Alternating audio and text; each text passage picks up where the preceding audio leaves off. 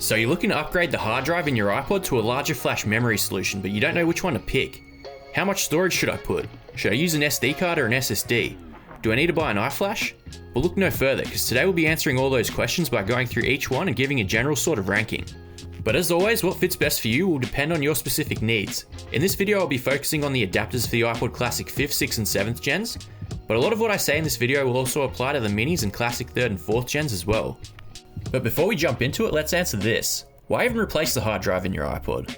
Maybe your old one's already died, or maybe you just want more storage, or perhaps you're looking for a better battery life. Firstly, let's start by having a look at the hard drives that were in these things originally. Back in the 2000s, flash memory was expensive, and therefore it wasn't realistic for Apple to put large amounts of flash memory in these things for a reasonable price. So instead they went with these 1.8-inch IDE mechanical hard drives. These were pretty common at the time and were found in many different electronics. If you're not familiar with mechanical hard drives, it's pretty much just a spinning disc with a little arm that reads and writes the data. That's why if you hold the iPod up to your ear, you can hear it spinning around in there making noise. Unfortunately, these things have a pretty big weakness when it comes to using them in portable devices, and that is that they're pretty fragile. Even one drop from the side of a table can completely brick the device, rendering it useless and causing it to make all sorts of funny noises as that disc grinds against the other components inside. Although before deciding to ditch your old HDD, it's also worth noting that these things are kind of better at storing data for long periods of time. SSDs and SD cards don't really like being powered off and sitting in the cupboard for years on end unused. So if your intention with your iPod was to have a physical backup of all your music sitting in storage, you may actually be better sticking with the original hard drive. Just make sure you don't drop it. Although if your old hard drive's died or you plan to actually use your iPod, I would almost always recommend switching out that old hard drive with a brand new SD card or SSD. They're also pushing 20 years old at this point, so even if the old hard drive still works, it's probably nearing the end of its lifetime. But which adapter should I go with, you might be wondering? There's quite a few different ones to choose from at all different price points these days, and sometimes the choice can be a bit confusing as there's a lot of different information online. Well, let's start with the adapter I don't recommend, and that is this little black dual SD card adapter. I came across these on AliExpress earlier last year for an incredible price of only $5 including shipping. I was so excited I immediately bought 5 of them just praying they would actually work, because if it did, it would have been an absolute game changer. But unfortunately I couldn't seem to get these to restore in any of the iPod Classics. I did see a video from someone showing it working on the iPod Classic 5th gen, although he had to resolder one of the components on the adapter, and he said almost all the adapters he purchased needed that specific fix on them. He also needed to use a third-party program to rebuild the MBR, also known as the master boot record, at a specific time in the restore process. In the end it did work, although you would have to repeat that same process every time you go to restore it. And for me that's just way too much effort considering there's some other very cheap adapters that won't require this much mucking around with. Although some of the other benefits of these is that they are tiny and you can fit them in the slim version with a 3000 mAh battery, and possibly the Bluetooth and Taptic engine mods as well, so I do see the temptation. Out of all the ones I've tried, this is the only one I really recommend staying away from as I just don't think it's worth the hassle. Next up on the list are these green M.2 adapters that you can also get off AliExpress for only $5. Although these are low on the list, they are by far the cheapest option out of everything I would actually recommend using. The M.2 SSDs that go in these as well are also very affordable off of AliExpress. However, there are some downsides to using these still. Unfortunately, they do consume more power than the standard hard drive and much more compared to the SD card adapters. If you use one of these with the default size battery, you'll notice that it drains pretty quickly and isn't the best experience. I haven't done any benchmarks myself, although from the tests I've seen other people do online, these usually come in last place in terms of battery life. If you want to use one of these, I'd recommend pairing it with a 3000 mAh battery as well. That setup will only just fit in the thick back, although it's still pretty tight. Another pretty big annoyance with these adapters is the connector at the bottom. It tends to have a slightly loose fit which can cause it to come disconnected unexpectedly, meaning you have to open up the iPod and fix it, or even worse, prevent the iPod from detecting it in the first place. It may even work one time and then the next time you go to use the iPod it boots right back up to the restore screen. However, luckily this can be fixed by placing a small layer of Kapton tape along the bottom of the flex cable like this. And in fact, if you're going to go with one of these, I'd almost always recommend you do that. If you want more detailed instructions, I show it in my iPod Classic 5th gen guide, which you can see here. These adapters weren't designed specifically for the iPods, as many devices used to have hard drives that use this connector, hence why it isn't a perfect fit.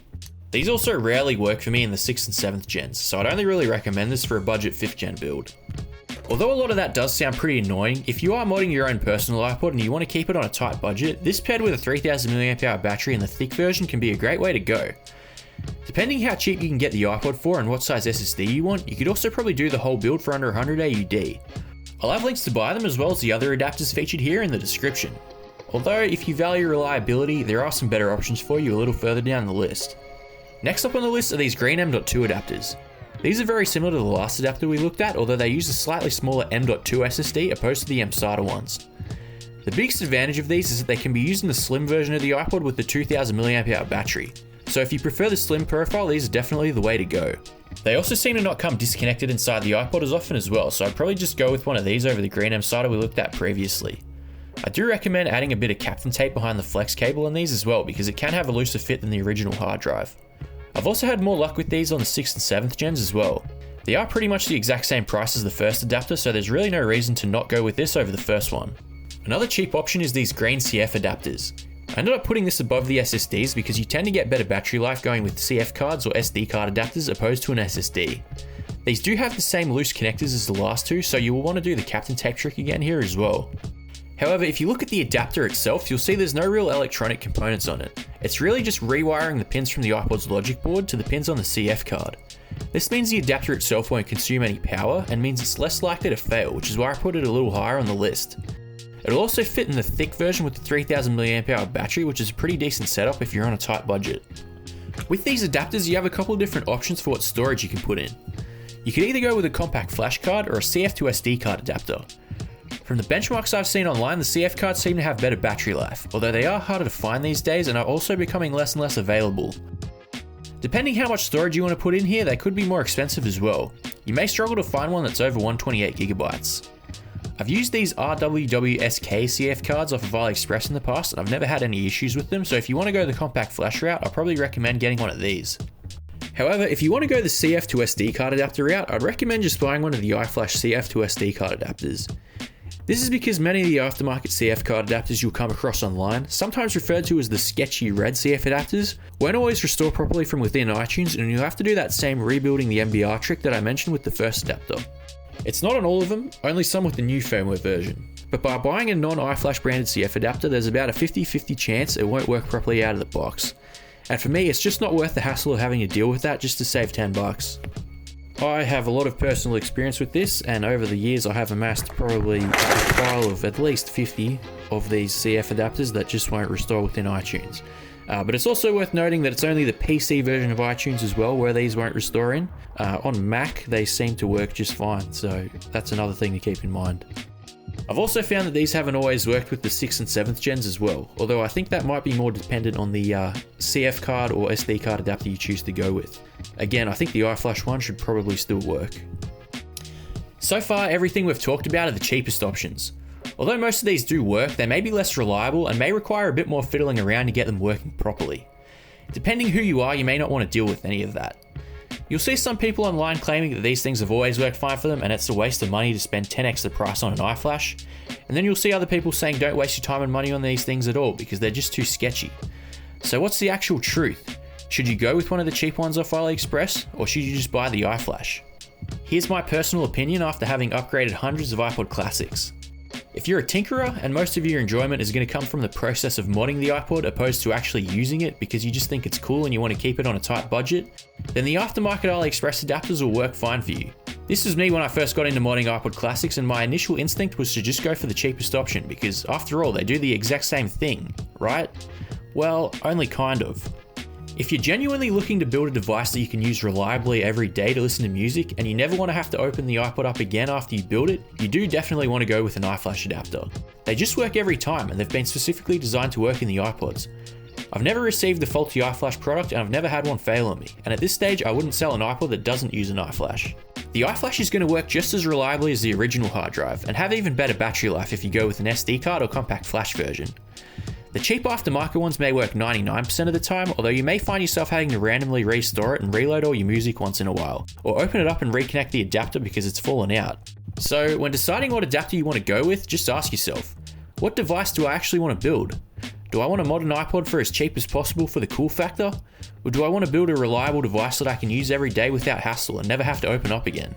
If you're the first type of guy, you've probably already decided what type of adapter you want. But if you're in the latter group, that just leaves us with one question. Which iFlash should I choose? Should I go with an SD card one, or how about the M.SATA? SD cards consume less power, whereas SSDs have higher read and write speeds, and can most likely be written to more times before they fail. They're both priced pretty similarly these days as well.